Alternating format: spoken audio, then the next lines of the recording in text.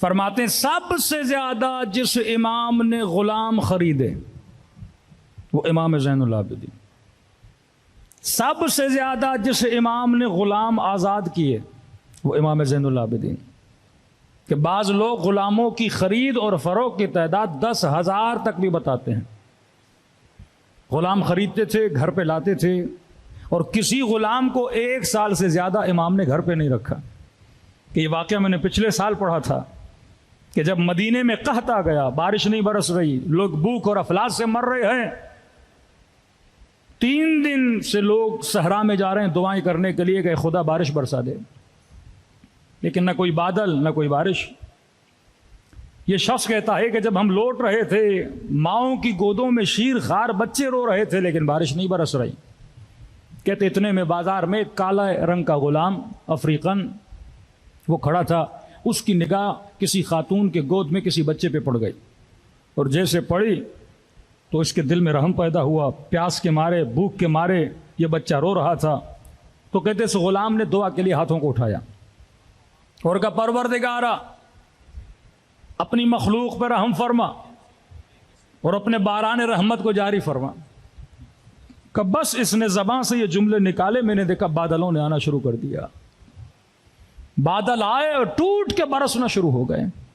کہتا میں سمجھ گیا یہ بندہ مستجاب دعویٰ ہے، یہ وہ ہے جس کی دعا کیا ہوتی ہے؟ قبول ہوتی ہے۔ اب میں نے کہا دیکھوں تو صحیح یہ عابد یہ زاہد رہتا کہاں ہے؟ کہتا میں نے اس کا پیچھا کیا، پیچھا کرتے کرتے میں نے دیکھا یہ کسی کے گھر میں داخل ہوا، میں نے دروازے پہ دستک دی، کنیز باہر آئی، میں نے کہا یہ کس کا گھر ہے؟ کہا یہ علی ابن الحسین کا گھر ہے، یہ زین العابدین کا گھر ہے۔ کہا میں نے ابھی اس گھر میں غلام کو جاتے ہوئے دیکھا ہے۔ کہا آپ صحیح کہہ رہے ہیں وہ غلام ہے علی ابن الحسین کے۔ کہا مجھے کام ہے آپ کے مولا سے، اگر زحمت نہ ہو تو بلائیے۔ مولا امام زین العابدین دروازے پر آئے، کیا کام ہے؟ کہ مولا ایک غلام آپ کے گھر میں گیا ہے، میں اس سے ملنا چاہتا ہوں۔ امام نے اس کو اندر بلایا، غلاموں کو بلایا، کثیر و تعداد غلام، یہاں تک تاریخ لکھتی ہے غلام کی ضرورت نہیں، پھر بھی مولا غلام خریدتے تھے۔ اب گھر میں 4 بندوں کی ضرورت تھے نہیں، زمین کے لیے کچھ ایکسٹرا لے لیتے تھے مولا، کام کی ضرورت نہیں، غلام پھر بھی لاتے تھے۔ ہدف خریداری غلام نہیں تھا، ہدف ان کی تربیت کرنا تھا۔ کہ ہم ایک گاؤں میں گئے اور کہنے لگے کہ مولانا یہاں پہ کوئی شیعہ نہیں تھا، کہہ رہے ہیں کوئی 80s میں، اور آج جب ہم شام غریبہ کبھی کبھی وہاں پڑھنے جاتے ہیں تو تقریباً ہزاروں کی تعداد میں، کم از کم 15,000 کا مجمع آتا ہے وہاں شام غریبہ میں۔ اور کہتے ہیں آج سے 30 سال پہلے یا شاید 40 سال پہلے، 80s کی بات ہے، کہہ رہے یہاں پہ مومنین نہیں ہوتے تھے، 3-4 گھر تھے، ہم جلوس نکالتے تھے، بندے نہیں ملتے تھے۔ تو کہنے لگے کہ ہمارے والد مرحوم کیا کرتے تھے، لوگوں کو کرائے پہ خریدتے تھے۔ یہ جو میونسپلٹی کے لوگ ہوتے ہیں جو صبح جھاڑو دیتے ہیں، کہتے ہیں ان کو لاتے تھے، اور اس زمانے میں کسی کو 1 ٹکا 2 ٹکا کا، بس ایک کام کرنا جب جلوس نکلے تو پیچھے چلنا اور حسین حسین حسین کرتے ہو جانا۔ کہ ہم نے کرائے کے لوگ خرید کے جلوس کروایا، اور آج اس شہر میں ہزاروں کی تعداد میں کیا ہے؟ مجمع ہے۔ امام غلام کی تربیت کر کے معاشرے میں چھوڑتے تھے کہ اس انسان کے ذہن میں محبت اہل بیت ڈالی جائے۔ میں نے کسی مومن کو کہا کتنے سال ہو گئے آپ کے اس نوکر کو، آپ کے اس ڈرائیور کو؟ کہ مولانا کسی کو 10 سال ہو گئے، کسی کو 20 سال ہو گئے۔ میں نے کہا 10 سال میں اگر تم اپنے نوکر کو علی والا نہیں بنا سکے تو خود کو علی والا کیا بناؤ گے؟ یہ تربیت اصلاح مومن میں، کہ میں ایک من احیاہ فکأنما احیی الناس جميعا، جس نے ایک بندے کو ہدایت دی گویا اس نے پوری کائنات کو کیا کر دی؟ ہدایت دے دی۔ غلام خریدتے تھے کہ مولا مجھے آپ کے غلام سے ملنا ہے۔ امام گھر میں لے آئے، غلاموں کو بلایا، کہ یہ غلام۔ امام نے کہا کیوں ملنا چاہتے ہو؟ نادان تھا، بے معرفت تھا، امام کو نہیں جانتا تھا۔ کہنے لگا کہ علی ابن الحسین آپ کو نہیں پتا یہ کتنا با کرامت ہے۔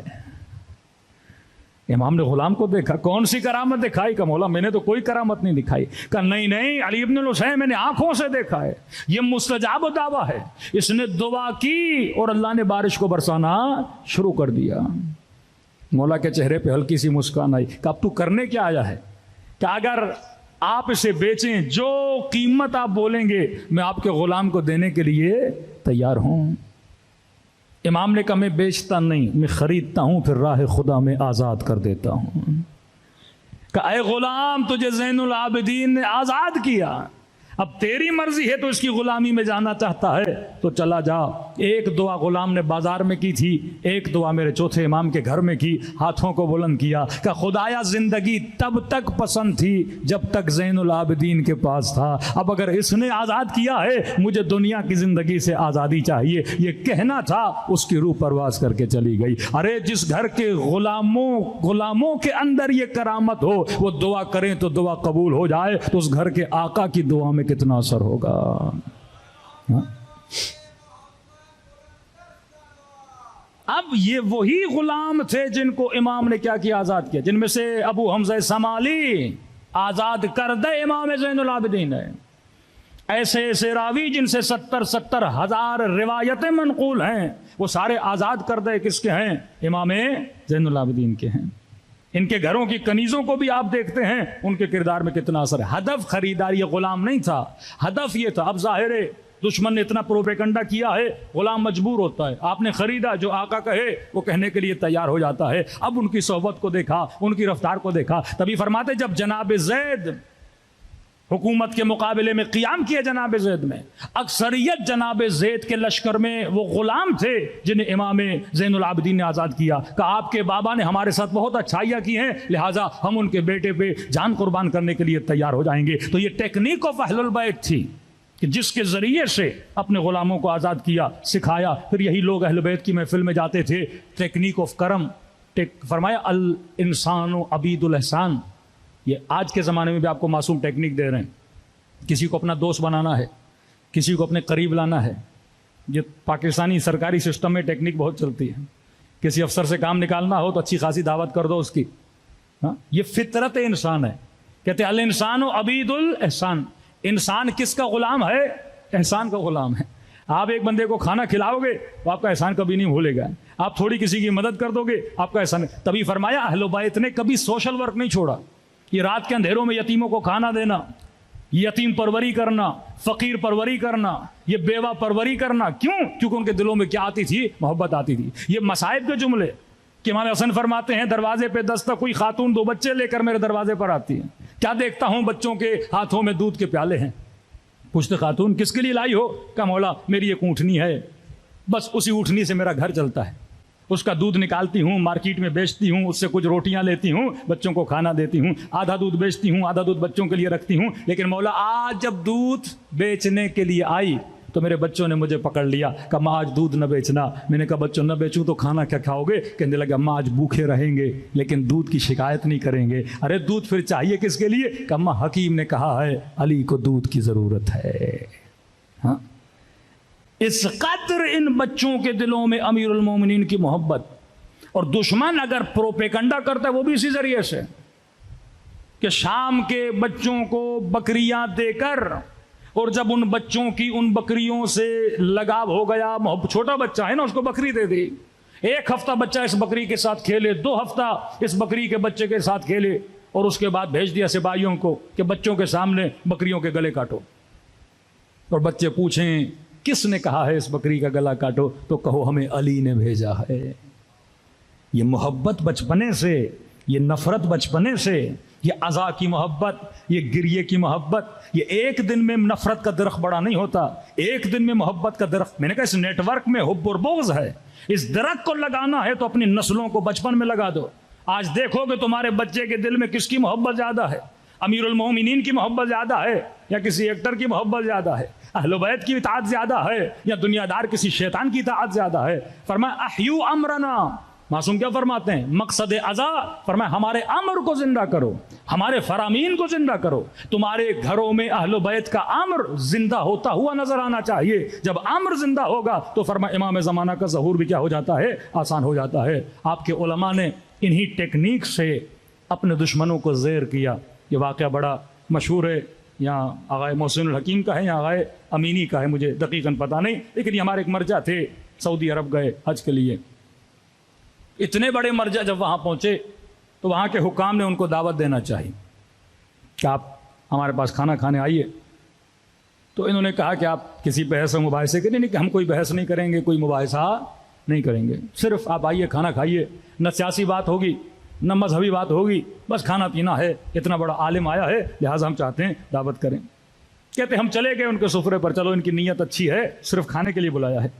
اب جب کہتے ہیں سفرے پہ گئے تو سارے مفتی، سارے مولوی، سارے بیٹھے ہوئے، لائن لگی ہوئی ہے سب کی، بیچ میں ایک شیعہ عالم دین، کہتے کھانا لگا، کھانا کھا لیا۔ اب جس نیت کی وجہ سے بلایا تھا ان کو بھی پتا ہے آپ کو کیا اچھا لگتا ہے، کیا برا لگتا ہے، اور ہمیں بھی پتا ہے کہ ان کو کیا اچھا لگتا ہے، کیا برا لگتا ہے۔ تو انہوں نے کہا کہ دیکھیے اتنے علماء، اتنے مفتی بیٹھے، ہم کوئی سیاسی ویاسی بات نہیں کرتے، ہم یہ کہتے ہیں ماشاءاللہ اتنے مفتی بیٹھے ہیں، سب ایک ایک کوئی رسول خدا کی حدیث سنا دیں تاکہ ذکر رسول بھی ہو جائے، محفل اور نورانی ہو جائے۔ انہوں نے کہا کوئی مسئلہ نہیں، جس کو سنانا ہے آپ بھی سنائیں۔ کہتے انہوں نے حدیثیں سنانا شروع کر دی، ایک نے حدیث سنائی، سن لی، دوسرے نے سنائی، سن لی، تیسرے نے سنائی، سن لی، چوتھے نے سنائی، سن لی، لیکن ساری حدیثوں کا ٹاپک ایک تھا، ساری حدیثیں ایک جناب کی طرف جا رہی تھیں کہ ان کو دیکھ کے شیطان بھاگ جاتا تھا، ملائک ان کو دیکھتے تھے، بڑا رش کھاتے تھے، اگر رسول کے بعد کوئی نبی ہوتا تو وہ ہوتے۔